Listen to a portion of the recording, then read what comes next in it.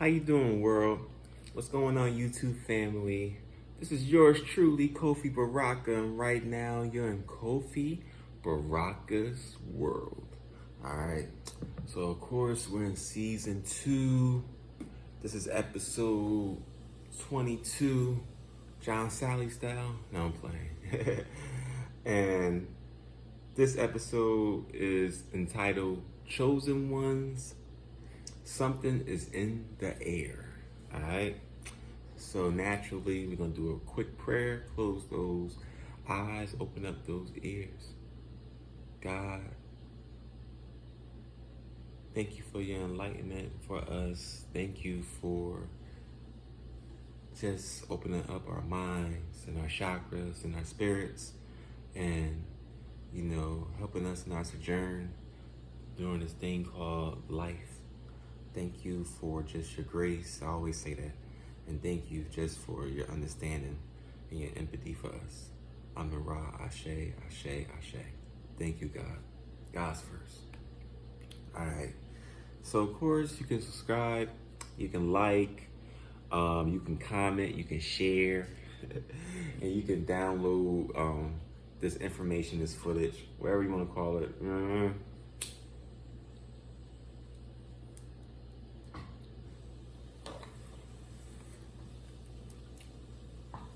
So this week, I was trying to figure out what I was going to talk about, like I always say, like I always do.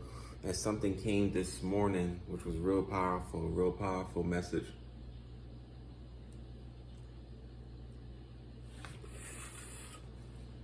So basically, like, people been getting sick a lot. The most I ever seen in my 38 years on this earth, and it wasn't even a crazy winter. So it takes away that taboo thinking of, oh, it's cold, you get sick, and things of that sort. Not stating that your immune system is strong enough, or if you eat the right things, or you exercise, or you do the proper things in the proper channels, and things will work out if you stay inside, if you stay warm, if you stay in a lukewarm temperature, area or place or whatever, how that would give you more of an advantage during the wintertime. And like, people been really getting, like, not just regular sick. I'm about to get into it, but just, it's getting crazy. All right, so like my first point is called biological warfare. All right, so the most illnesses or ailments are released during the winter because it's harder to fight off. All right, so basically, I don't know because the chemtrails, but basically a lot of people getting sick, and I know it's coming through the air. It has to, it's going through the air. It's not the water, nothing like that. It has to be the air. Something's being sprayed, and it's not the normal cold. It's not the normal allergies and stuff like that. You know what I mean? Because I had that shit before. And like I said, I've been on this earth almost 40 years. So I know something called human beings and experiences. And I compare it with my life now. And that's how I'm able to garner knowledge. So now I'll break it down some more. It'll make more sense. But my point B is basically depopulation ploy. So we're basically eradicating the poor or minorities. So when you do that, especially right now, that leaves a certain people of power, or it leaves certain people that might have a different hue than I do to be more comfortable, to maybe be able to procreate with their own. Maybe be able to, do the things they did in the early point in the century. And now I think they're seeing the slowdown, and now they're trying to catch up. You know what I mean? But it's hard to catch up when you already got mustard. So, let me see. And this is what I wanted to say, because my brain was scrambling. when I was growing up, everybody got sick. And you knew everyone's illnesses. I grew up in a big family. Now I'll give you a perfect example. If it was wintertime, my mom always got a head cold. It didn't slow her down, but she always got a head cold, which consists of a headache. She'd maybe get the sniffles, but she would never get enough to blow her nose. She would just, it felt like something was coming down her nose, but it wasn't. And, you know, maybe she might get a sore throat, but she was a tough little mommy. And she act like she wasn't sick, but she would say something afterwards, or even when she was healed, she was like, yeah, I was sick for like 3 weeks. And it's like, damn, mama. My father never got sick. My dad got sick once a year. It'll always be wintertime. It'll be like maybe after he shoveled 3 hours of snow outside with a little winter coat, and then he'll be sick for like 1 day, and then he'll be right back to normal the next day. And usually his illness was like my dad would have like body aches because he was a big man. He is a big man, excuse me. And so he would have like arthritis, like in his hands, and you know he would be stiff because he was a basketball player. So and he's like 6'3". So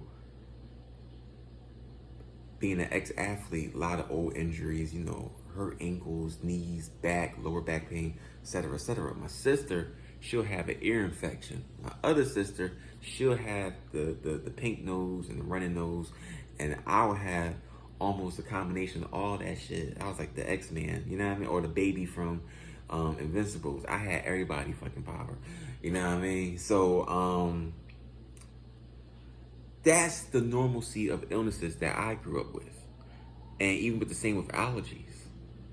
But now you try to tell me that, and I'm just saying like what we've been experiencing lately. You try to tell me I'm having body aches, headaches, a stomach ache, excuse me, and a headache, excuse me.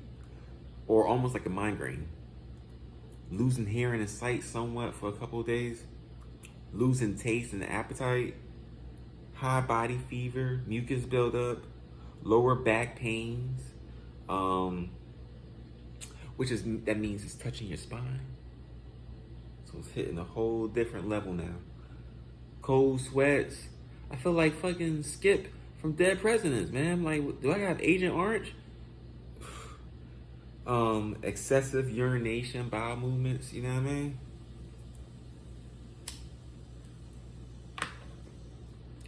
So basically, Chosen was, if you're experiencing this, like basically shut everything down, man. Focus on yourself. Focus on curing yourself. You know, if the pain is that crazy, maybe a little bit pharmaceutical. Naturally, I want you to go organic as far as you can, because I can't measure your pain. You know what I mean? And if you see the symptoms, maybe doing some fasting, maybe if you went through the symptoms and you conquered it, thank you God, then maybe fasting and, you know, changing your diet, changing your routine, changing your regimen, even your stress level, you know, even if you own a business or if you go to a gig, you know, whatever you got to do, you know. But I wanted to express that. I experienced that myself, so that, you know, it really hit home. And I'm like, man, I don't be getting sick like this, but I know it was something bigger. I know it was something bigger, man. I've been sweating fucking every night, man. You dig? Like I mean, I've been looking like fucking Scarface from the first video they had with the Ghetto Boys. My mom playing tricks on me. Like, I'm sweating that much with the candles burning and a tight ass chain around my neck. Like, I'm like, what's going on, yo? All right, so that's the end of episode 22. Of course, you know what I mean, I got one of Kofi quotes of the day. So my quote is, man, we'll stop spraying the stuff in the air and let's come together. We'll stop spraying this stuff in the air. I'm talking about Greys. I'm talking about humans. I'm talking about benevolent galactic forces. I'm talking about people underground. I'm talking about people in the water. I'm talking about people in the sky. I'm like, let's come together, man. Let's be one. You know how powerful we'll be? Just saying it is just powerful, man. Imagine living it. That's how I'm thinking.